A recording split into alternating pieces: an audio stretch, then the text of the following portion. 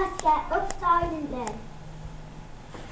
First, pull your chair quietly away from the table. Then, next, get into a ball. Then, get under something like a table.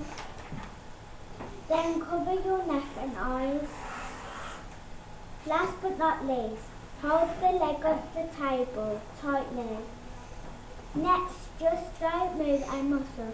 Just stay there until the earthquake is over. Next, once the earthquake is over, crawl out from under the table. Get up and line up next to